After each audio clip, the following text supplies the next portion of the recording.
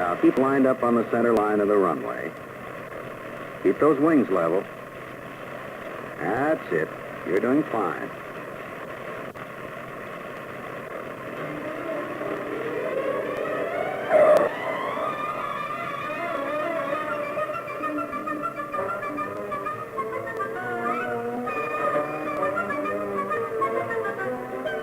Well, we did land a little hard that time. Maybe it'd help if you understood better just how air affects a landing airplane. In other words, let's bone up on basic aerodynamics. It's important that you know how an airplane flies. Many accidents are caused by lack of understanding basic aerodynamics. That's why we have ground school, to get pilots to understand the fundamentals of aerodynamics and make our flight training hours more effective. It's all concerned with answering the question, how do airplanes fly? From a pilot's viewpoint, the aerodynamics we need to know is relatively simple. It's enough to know that this whole field of physics called aerodynamics is largely concerned with the motions of air and other forces, and how these forces relate to the mechanics of flying. We don't need to get involved with the mathematical formulas with which aircraft designers deal. But if you asked an aeronautical engineer to answer our question of how an airplane flies, he'd say quite properly that, very simply put, it's primarily because lift equals the coefficient of lift times 1/2 rho, the atmospheric density factor times the velocity in feet per second squared times the total wing area in square feet. Of course, you don't have to be a graduate aerodynamicist to fly, but you do need to know some of the principles of flight theory which will apply to any aircraft you fly. It's much the same thing as knowing what a road is and how a car is operated in order to become an accomplished driver. But unlike a road, the motion of air is hard to visualize. Perhaps that's one of the reasons why aerodynamics seems difficult at first. Air, of course, is simply a mixture of gases. We live at the lower layer of the atmosphere. This not only makes it possible for us to breathe, but it is also the air that enables us to fly. All we really need to know about air right now is that it has substance, that it is denser near the Earth and gets thinner at higher altitudes. Thus, it exerts force when it moves. And as far as air being invisible, the aerodynamicists have come up with a way for us to see it in a smoke tunnel. It's done by drawing streams of smoke into the air. If we can see the air, then perhaps it will help us answer our beginning question: how do airplanes fly? We'll start with a double-winged model in the airflow. The action of the air between the wings will demonstrate a basic principle of aerodynamics. Now, by animation, let's study the airflow in greater detail. First, note that its pattern suggests it is passing through a tube-shaped device. Next, notice that the entrance and exit of the device are the same size. We can measure the openings and find that the ends are each 10 square inches. The middle part is squeezed, creating a throat of 5 square inches. Now, if we direct smoke lines through the device, its pattern will show that something happens to the air where it goes through the narrowed part. What we find is that when the airspeed is 100 miles an hour at the entrance of the device, it is also 100 miles an hour at the exit. Yet at the same time, the speed at the narrow part is considerably higher. It can easily be understood, therefore, that the air increases in speed as it passes through the smaller opening. But the interesting thing is that in order for the air to go at the faster speed through the narrow part, something has to balance this change in velocity, this speed difference. What changes is the air pressure in the narrow part. This pressure is significantly lower than the pressure at either end. But what does this have to do with flying? If we cut the model in half, we would have a profile similar to an aircraft wing section, called an airfoil. You can see how helpful it would be to lower the pressure over a wing. Why? so that the comparatively higher pressure under the wing would push or lift it into the area of lower pressure above the wing. That's part of how an airplane flies. Some of today's wings have what is called a symmetrical airfoil, with the same curvature on both sides. In level flight, this design will tend to equalize the pressure on the top and bottom of the airfoil. But watch what happens to the airflow when we incline the airfoil a few degrees. We have caused a low pressure on top of the wing. This creates a pressure difference between the top and bottom, giving us lift.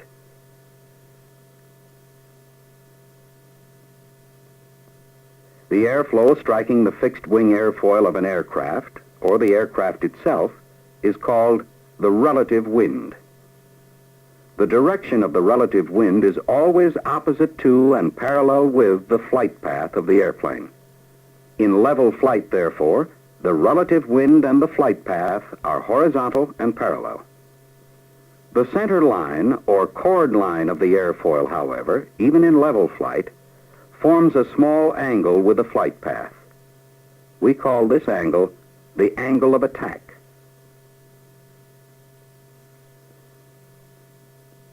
We have given it the symbol alpha. What happens when we increase the angle of attack? When we increase alpha, we increase the pressure difference. This creates more lift. But there's a limit on the lift. See what happens to our smooth flow when we increase the angle of attack further. This is where the stall begins. If the alpha angle is increased even more, lift will decrease rapidly until there is total stall, with a great loss of lift, and turbulence so great it may buffet the airfoil. As a pilot, you'll need a healthy respect for stall. The three aerodynamic principles we've just seen, lift, angle of attack, and stall, are so important we ought to put tags on them. This symbol might serve to remind us of the principle of lift. Lift is the flying principle that, as air is accelerated over an airfoil, it reduces pressure and thus overcomes weight. Let's tag angle of attack with an angle and the Greek letter alpha. As you recall, alpha is simply the angle formed between the relative wind and the chord line of the airfoil. But its importance is in the fact that even small variations affect the amount of lift. Stall might be represented this way, with emphasis on the fact that the air flowing over the top of the airfoil ceases to follow the upper curved surface and breaks away in eddies of air. Stall, of course, is the result of an alpha so great that the air can no longer flow smoothly over the curved top surface of the wing. Stall for many airfoils begins at about 15 degrees. Why all this talk about airfoils? Well, as we've said, wings are airfoils. But note the other airfoil shapes: the vertical tail, the horizontal tail, even the propeller, and in a sense the fuselage itself. All are aerodynamic shapes. The design of an aircraft is determined by a careful consideration of many aerodynamic shapes and how they totally respond to the principles of lift, angle of attack, and stall. And because these airfoils are so important aerodynamically, let's get to know their language. To begin with, they have a rounded leading edge and a pointed trailing edge. The center line from the center of the leading edge to the point of the trailing edge is called the chord line. We also speak of camber of an airfoil. Camber refers to curvature. We've spoken of the forces of lift, angle of attack, and stall that work on an airfoil. But there are two others. First, we need a force to make the plane go forward and create the relative wind. This is called thrust. Since thrust is another of the major aerodynamic forces, we'll tag it with a symbol representing a propeller and an arrow. Thrust is generated by an engine which exerts the force to move the aircraft forward. Aerodynamically, the airfoils of the propeller blades form lift or low pressure in front of the blades, pulling the propeller forward. But what about thrust in the case of jets?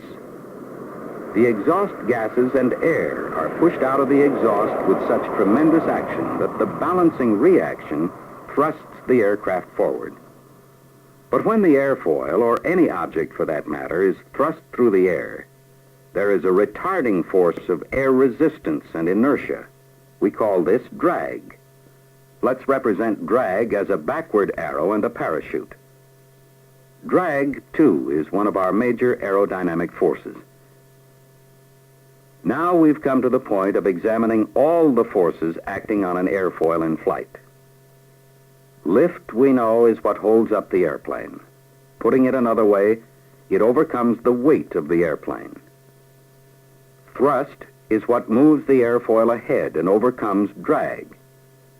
When an airplane is flying straight and level and is not accelerating, these forces are in balance. Thrust equaling drag and lift equaling weight. But we don't just fly straight and level. We have to get up there and back down, and we want to move around. Suppose we increase power. We increase thrust. And while it is out of balance with drag, speed will increase. But drag will also increase with speed until these forces are in balance. By increasing the speed, we also increase the lift capability of the aircraft, because more air is flowing over the airfoil. The lift is maintained equal to weight by changing the angle of attack with speed. In steady level flight, all forces are in balance. Thrust equals drag, and lift equals weight. And this forces in balance relationship is so important a principle of aerodynamics that it too should have one of our tags. Let's make it with 4 equal arrows for lift, drag, thrust, and weight. But let's not leave our discussion of these forces without noting that they may be acted on or influenced by outside factors. As we've said, an airplane is a total of many aerodynamic shapes, but some of these are variable. That's how we control flight. The vertical tail has aerodynamic characteristics due to its shape. These cause it to move the fuselage from side to side as the rudder is deflected. This smoke tunnel model shows how control surfaces work. When the hinged surface is moved away from the streamline position, we increase camber.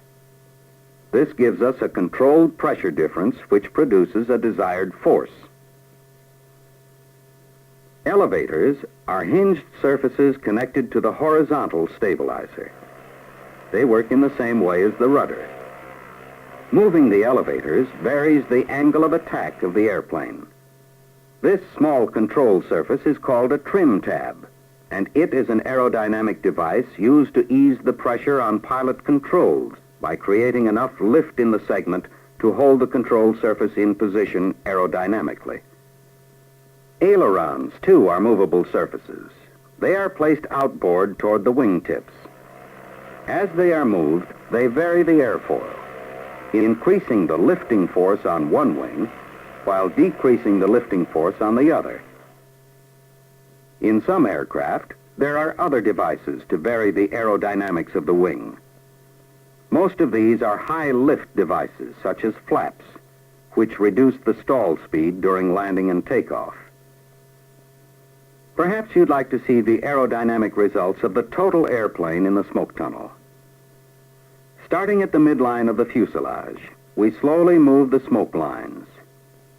Note how the shadow of the smoke line moves across the top of the wing. You can see how the airflow is affected by the plane structure. If you look closely, you can see how increasing alpha increases the lift. But what happens to the total aerodynamics when we increase alpha beyond that recommended? You guessed it, stall.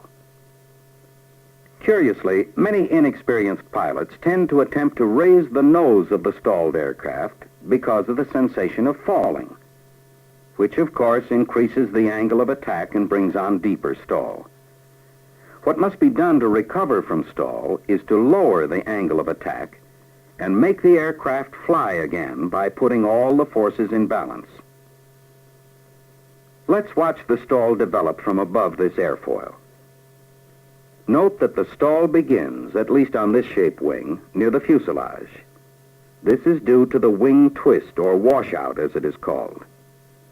The pilot would begin to feel the effects of stall before it reaches the control surfaces. But if he didn't heed this warning, or a properly working stall warning horn, the turbulence would work its way out until the entire wing is stalled. While we're looking at the top of a wing's aerodynamics, note that air from under the wing tip tends to work outward and toward the top of the wing as it leaves the airfoil. At the same time, the air above the wing is deflected downward. The air mass tries to balance itself. This is of considerable consequence because it sets up violent whirlpools of air called vortices, and one of these disturbances could last for as much as several minutes in the air. A vortex like this one is an invisible hazard, especially around busy airports where large, heavy aircraft form them during takeoff and landing. They are the reason we always try to avoid the known paths of large, heavy, arriving and departing aircraft. Flight maneuvers create factors for the pilot to consider. For example, an airplane in a tight turn adds impressive centrifugal forces. The forces are out of balance in such attitudes, and the pilot must adjust to them accordingly. Turbulence, too, is an outside factor seriously affecting the aircraft's aerodynamics. But these are whole subjects in themselves and should be reviewed extensively by pilots as part of their continuing self-training. What we have seen is, of course, by no means the complete aerodynamic story. It's only a beginning to be added to by experience and reviewed throughout a pilot's flying career. The better a pilot understands the basic aerodynamics of flying, the safer he will be able to fly.